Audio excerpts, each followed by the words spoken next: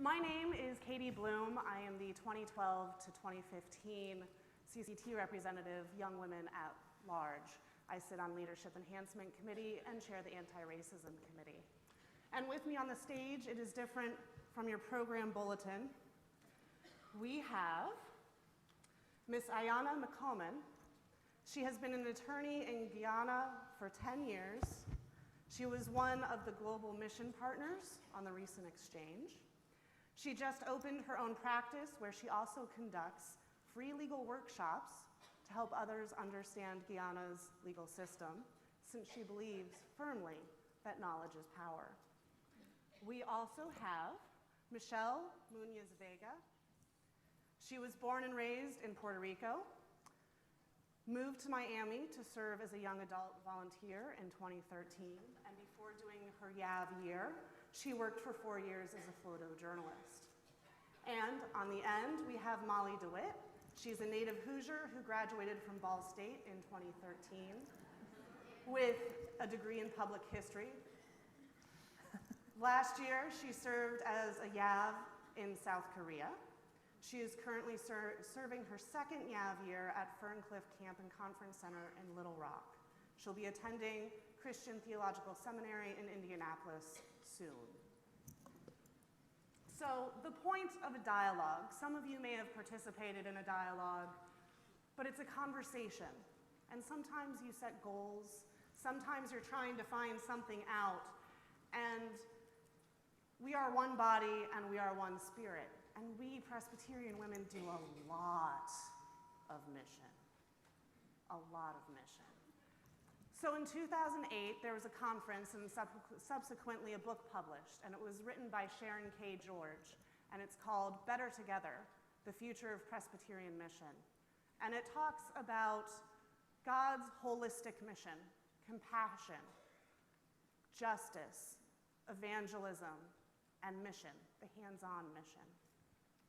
And in that book, it also talks about cultural differences and how we can do that better too. So this dialogue is based on some of those premises and talking about this mission and going forward better together.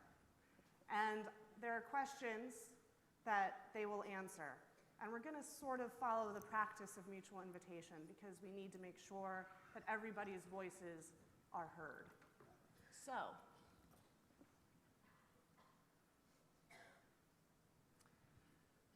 before any global exchange partners arrived in your country, what assumptions did you have? What knowledge did you have of these people coming to visit you? Good morning, everyone.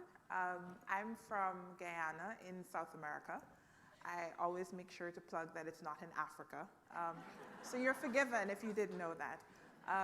So I participated in the global exchange that happened last year in the Caribbean. I actually had no information about Presbyterian women or the women who were coming, but I was invited to assist with the context setting on their first visit, and I also had the privilege of being part of the evaluation briefing. In terms of assumptions, being church women, I guess I came with an open spirit, that it was a group that was willing to listen to the experiences of the women that they would meet in Guyana in a very honest way. And I have to say I was really happy because at the evaluation briefing, that's exactly what I heard. I also learned so much as the women were sharing their learning as well. In my case, I had the opportunity to serve in Miami, so I was actually coming from a different country to the United States doing a volunteer missionary experience.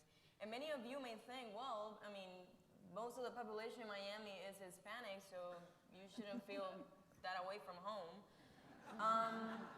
And it definitely helps having a lot of people speaking Spanish around, but I realized a lot of things, especially my privilege having a passport and sharing with the communities of immigrants that don't have the same privilege as I do, because I was granted with the citizenship by being born in Puerto Rico. So I was definitely challenged by that.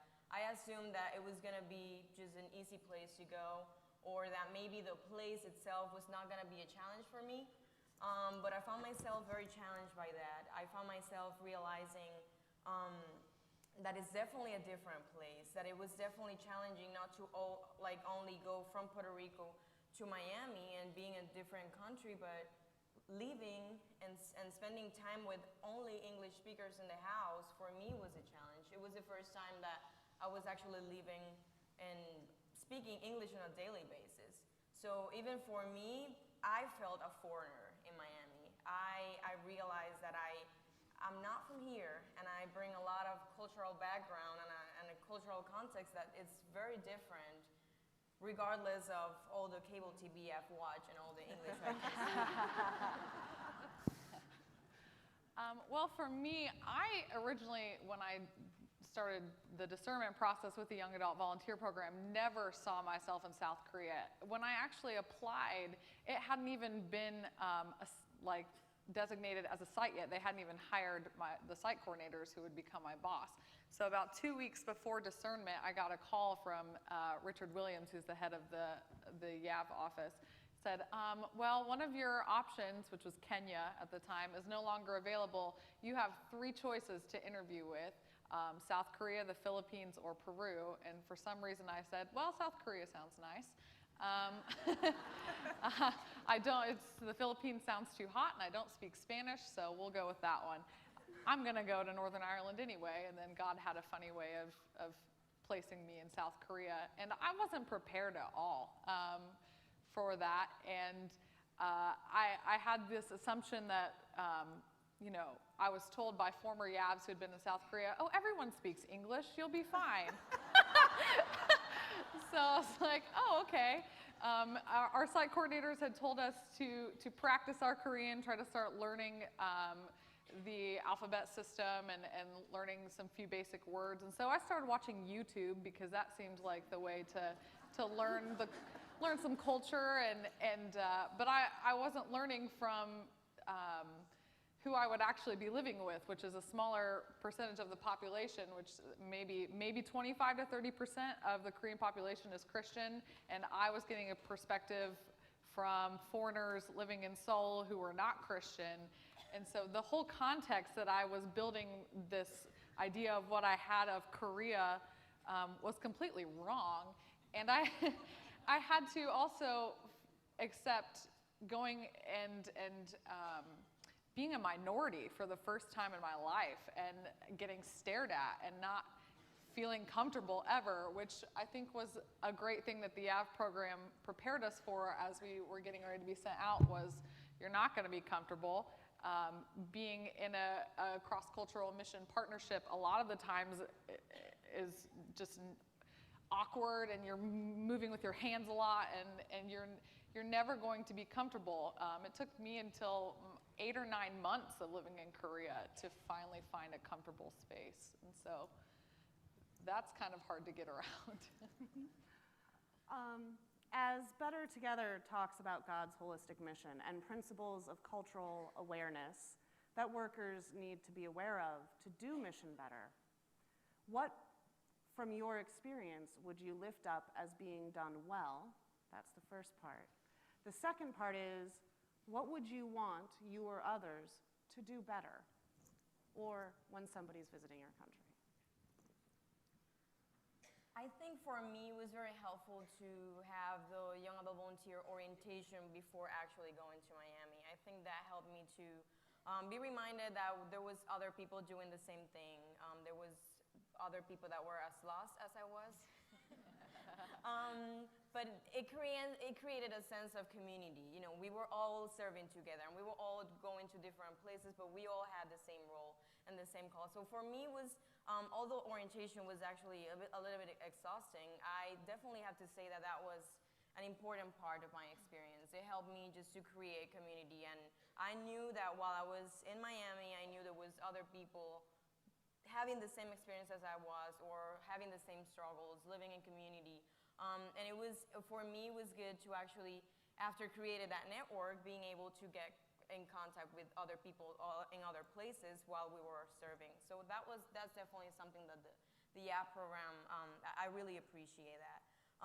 Maybe in my case, something that maybe we could do better is that I come from a different context, and maybe a lot of people assume that I understand how the church in the United States is.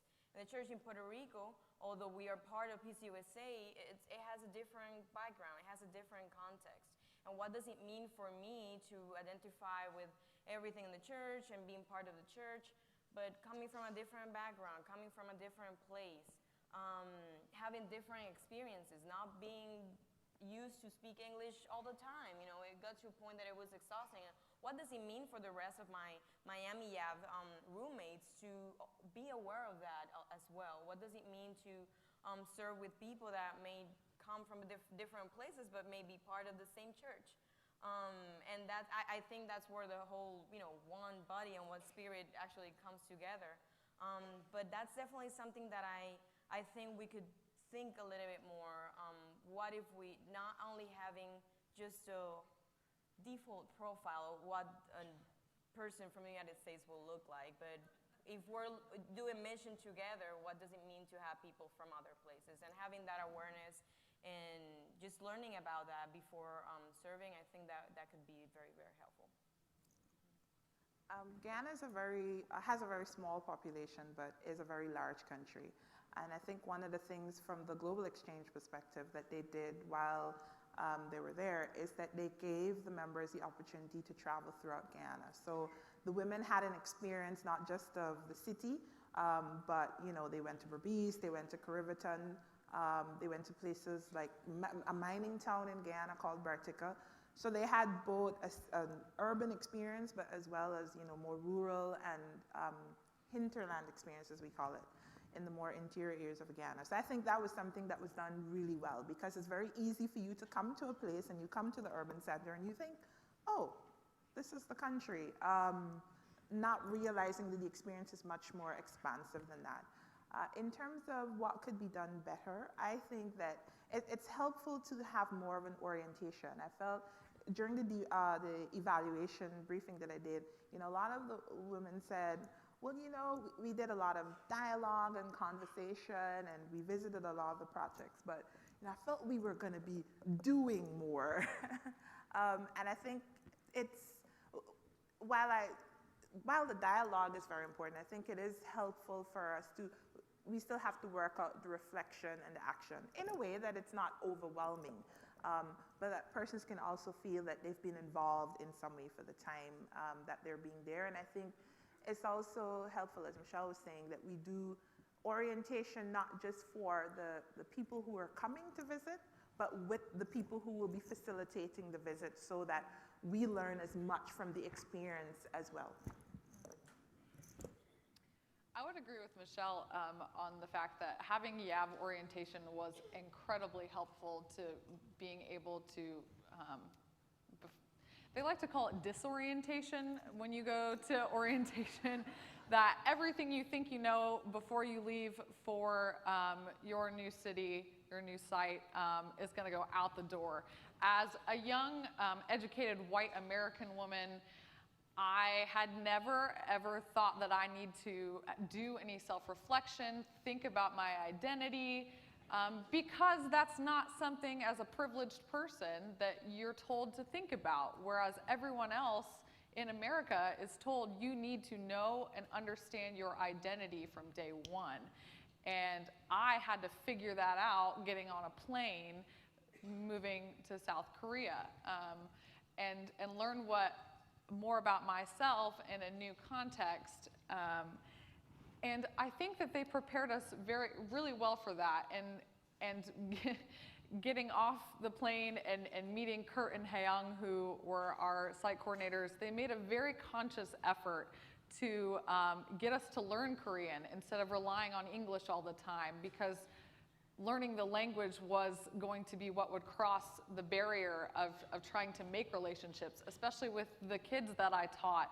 I was expected to teach English, and I had no English teaching background at all. And so without learning Korean, I never would have been able to communicate with my kids and create relationships, or create relationships with the students that we worked at the university.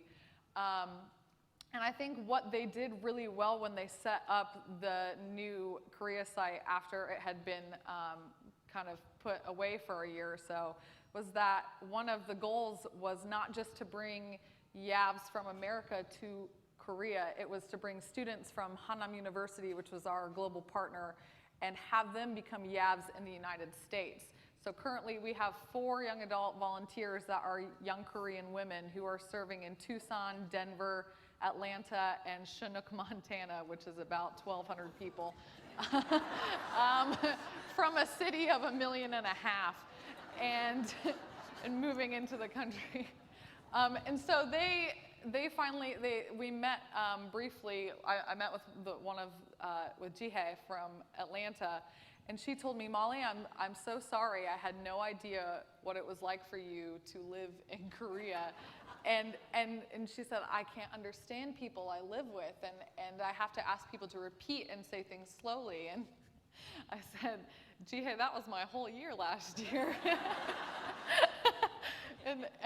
But I think that is something we're doing well. We have made it a cross-cultural partnership, so it's not just us going over there to learn it. We now have students coming back here. The one thing that I was not happy about when I did first arrive was my site coordinator, Kurt, thought it would be a genius idea that the night before we were supposed to fly out, he said, oh, by the way, when you get off the plane, I'm only going to be speaking Korean to you so that you can kind of start assimilating as quickly as possible. And I was like, that is not what I need right now, Kurt. So learning and doing a first-year site, and I'm in a first-year site again this year at Little Rock, there are a lot of hiccups that come with doing mission and being a guinea pig like I was, and being able to say it's okay that we may have done things wrong because we know that mission workers have done things wrong in the past, and trying to deal with that, especially in a country like Korea and many countries all around the world that are only Christian because of missionaries and mission work, and what our legacy has meant because of that, and if we maybe stripped parts of someone else's culture because of imposing our Christian beliefs and our culture, and having to deal with that and struggle with that. I still struggle with that.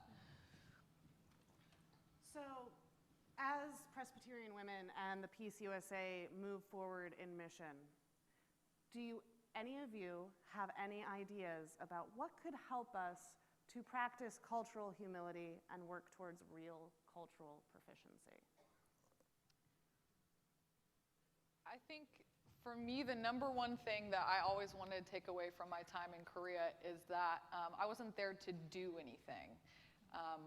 I wasn't there to fix something. My whole concept of what mission was and service was as a Christian was that I need to go somewhere where somebody needs something fixed, I'll go in and fix it, and then I'll leave.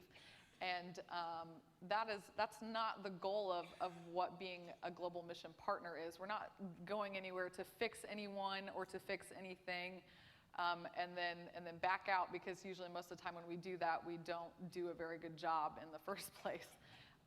My goal, and really with everything, even just working at Ferncliff as in a camp setting, is I'm there to make relationships with people.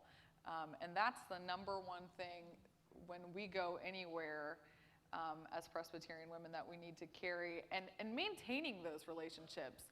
The relationships that I made in Korea, I carry with me every single day. I carry my time in Korea with me every single day. Living there for a year, it's now a part of me. And those people that I met and my friends are a part of me. And I talk about them all the time, and you can't go a day without me talking to one of my roommates from last year, and I think we need to continue sharing our stories and sharing the stories of the people we meet, and really emphasizing and maintaining those relationships and not just letting them fall to the wayside. Yeah, I definitely have to agree.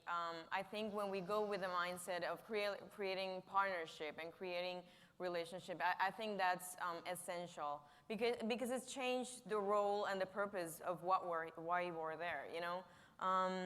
And I was thinking maybe beyond of what we're doing, maybe be more aware of who are we meeting and, you know, where are we going? Like, what does this mean? And I always remember, I like always when I greet a person, doesn't matter if I'm meeting you for the first time, I like to give you a kiss, like a kiss cheek to cheek, like that, and I will hug you. And if you're like, if you know somebody I know, then I will hug you like just stronger.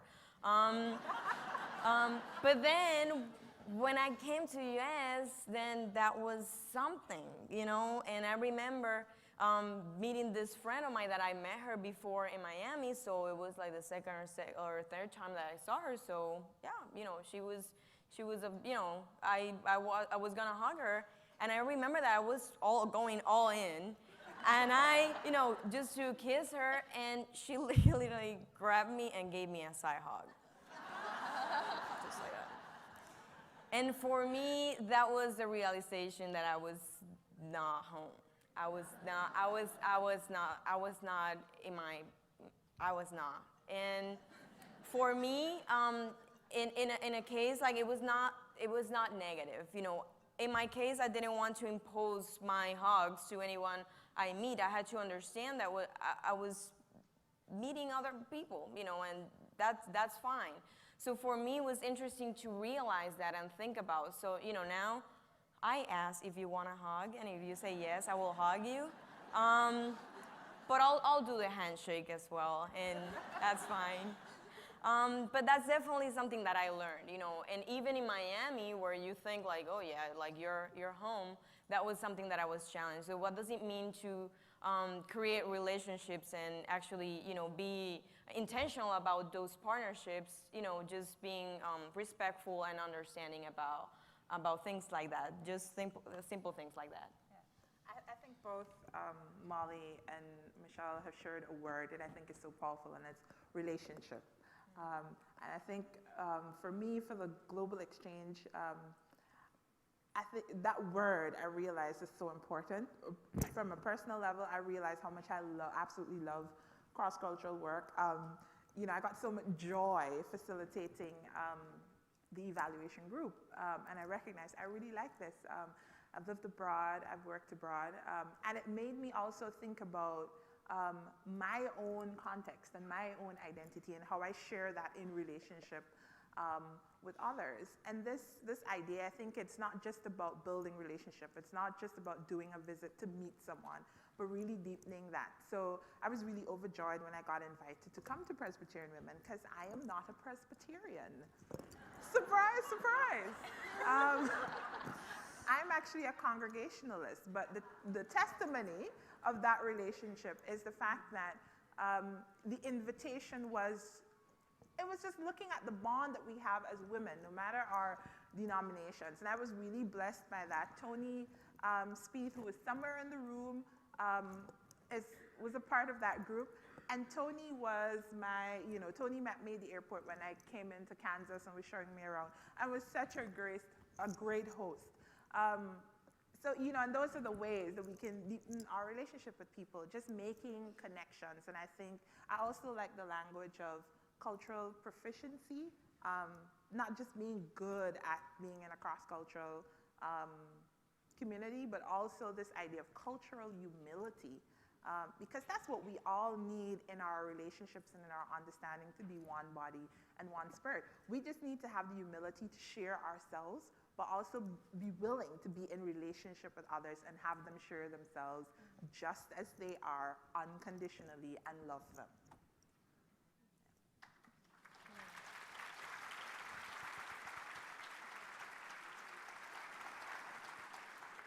So in just under 20 minutes, when Presbyterians usually take 20 years for discernment,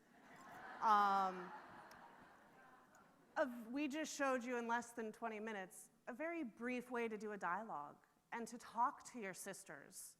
Talk to your sisters who aren't PW about mission. So as we go forward, as a church, as Presbyterian women, as global partners, as young adult volunteers, let's think about one body and one spirit, and together as one in how we do mission and how we respect and relate and form those relationships with everybody else. And usually after a formal dialogue, there's a period of debrief. So I'd like all of you to go back to your hotel rooms or go back to your hometown and think about that question. How do we do better together and build those relationships that respect our culture and our cultural stories? Thank you.